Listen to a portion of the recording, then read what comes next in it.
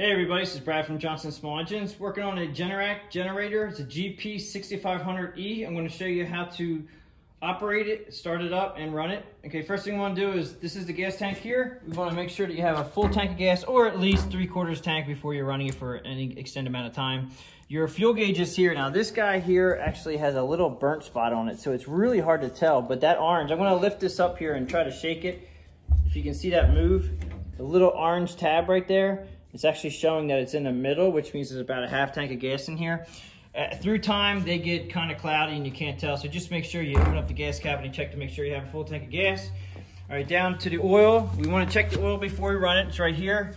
And when you just unscrew it, and when you check the oil, just make sure you take the dipstick out. And this is pretty easy to check. All you have to make sure is that the oil is right up to the rim, which it is. Okay, we don't want it overflowing, we just want it up to the rim. It's very important that you also check this on level ground. If you have it on an incline, you can either overfill it or you're gonna think it's actually overfilled. So just make sure that when you do check the oil, it's on level ground. Right next to the oil is the battery. Okay, and the battery is electric start, which is nice. It's also a pull start too. So you have the battery here. It's a 12-volt battery. They're a little bit small. They tend to not hold up through the years, so you definitely want to either keep a trickle charge on it, or as this one does, this one actually charges while it runs. So by running this generator every other month, if you don't run them much, I would definitely run them about every other month, because you don't want the gas going bad in the carburetor. That's a whole different story, but we're just going to how to start these things. So batteries in good. Now, if you do need to charge the battery up, there is a little spot over here on the panel, which when you buy these brand new, I think they come with a battery charger that plugs in here. You can see the little battery sign right there. This is for a battery charger that you plug into there, and you plug it right directly into an outlet, and that will charge the battery up for you.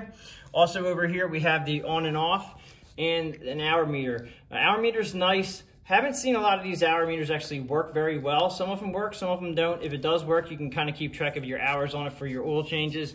Okay, so it's on off right now. Make sure you remember to put it to run if you're using just the pull cord, if you don't have a battery. If you don't put this to run, which is in the center, right, off is down, center is run, and then if all the way up top, we'll crank this over, and all this does is crank the engine with the battery, with the starters here. Okay, so we're gonna go around to the controls for the fuel on and off, and also the choke.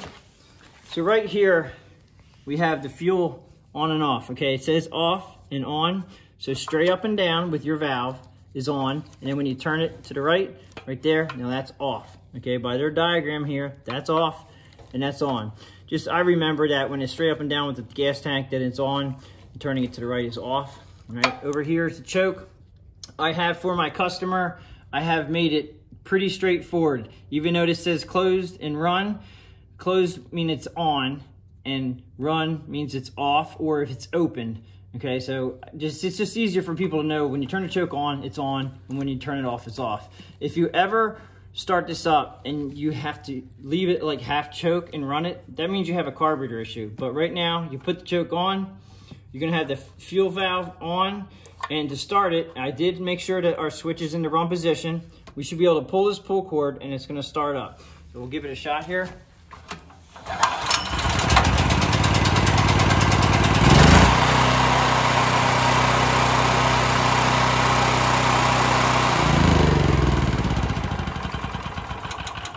Okay, so I did turn off the machine by the switch over there. Now we're gonna do the electric start, okay? So choke on, make sure the fuel's on, come around to the start button.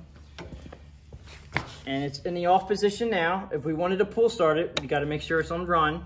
The reason why it's in the off position, I just shut off the machine. So when you push this to start, it's just the same thing as over there. You wanna make sure you hit the start until it starts, and then take your choke all the way off.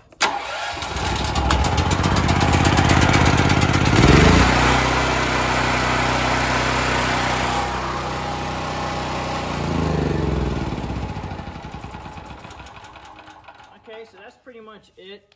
Front panel here, also we have your electrical outlets. You have 120 and 240 volt here. That's a special plug if you're gonna be running 120 and 240. And then you have 120, 120 here and here, which are normal outlets that you see at our house.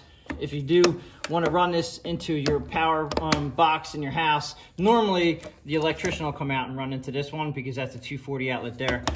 But that's pretty much the panel. And like I said, remember to have this in the on position if you're using the pull start, or it will not run. You can pull it all day long and it won't run. So remember that's in the run position.